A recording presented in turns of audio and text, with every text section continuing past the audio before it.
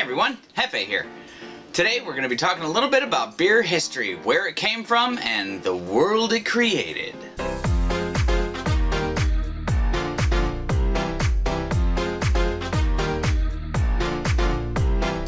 This beer's for you. There's enough about beer in history that really holds an argument that we wouldn't have society if it wasn't for beer. So without trying to make anything super boring, I'm gonna hit all the major points and a lot of the shocking turns that happened with beer throughout history. Even up until recent years, the history of beer has changed. How long ago did we start making beer? Where did it come from? Whose idea was this? 14,000 years ago, the invention of bread had its earliest record. Only 100 years later did we start to see evidence of beer. The idea is it was probably an accident or an experiment, but recent studies have shown that it was actually used to honor the dead. The first evidence of mass-produced beer was found in caves in Israel. More specifically, the Rockafet Caves in the Carmel Mountains. Just a few years ago, this was discovered. Basically what they found was in a cave, they found holes in the ground about 2 feet deep. Inside those holes, they found evidence of certain ingredients that could be fermented. A lot of them being like oats and berries and legumes, beans, things in there that if you steeped in water and fermented with the wild yeast around it would create a gruel or porridge-like substance, but essentially the same outcome as beer. Now obviously 13,000 years ago,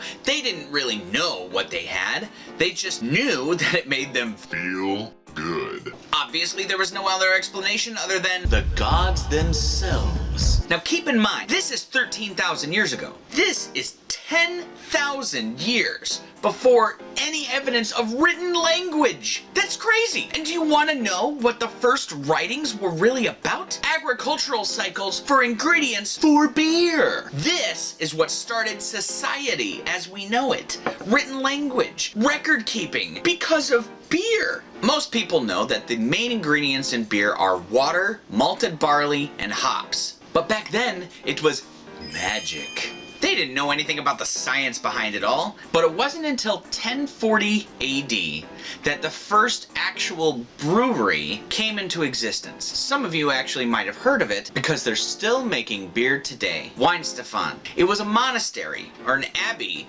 where monks brewed the beer. Weinstefan had solid beers that were consistent and mass-produced for the first time. The fact of the matter was, everyone drank beer. This wasn't anything separated by class or societal needs. This beverage was something that everyone consumed.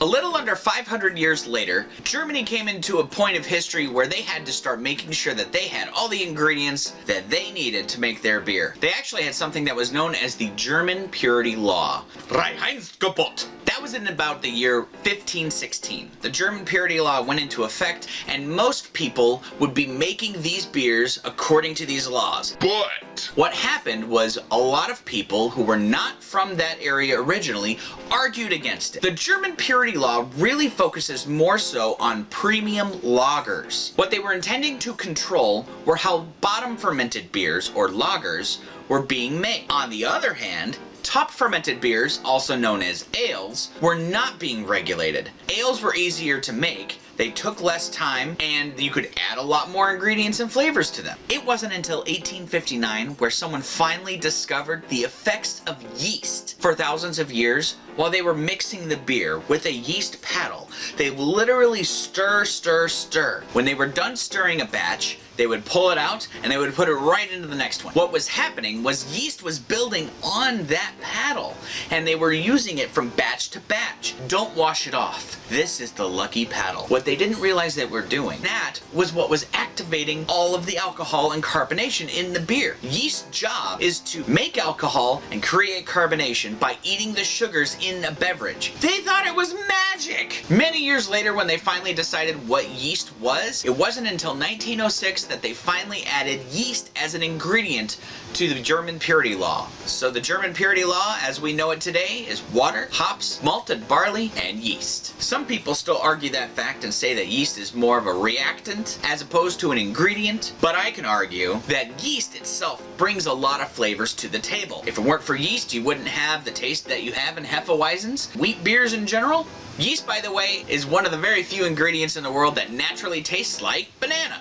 Obviously, a lot has changed since the 1800s, but since then we have been changing everything about beer, how it's made, and how we approach it to certain markets. There are beers out there for people who love beer and people who don't like beer. I always say, if you say you don't like beer, you just haven't had the right one. Trust me. Everything from a Pilsner to an IPA to a porter, stout, sour, there are so many different flavors out there. You couldn't possibly say that there isn't at least one beer out there for every drinker in the world. So what does this beer history really tell us? Basically, we wouldn't have society as a whole if it weren't for this lovely beverage. Billions of people around the world enjoy beer every day. And whether this was given to us by the gods, magic, or a source of religion, beer is not going anywhere. This is a testament to human society.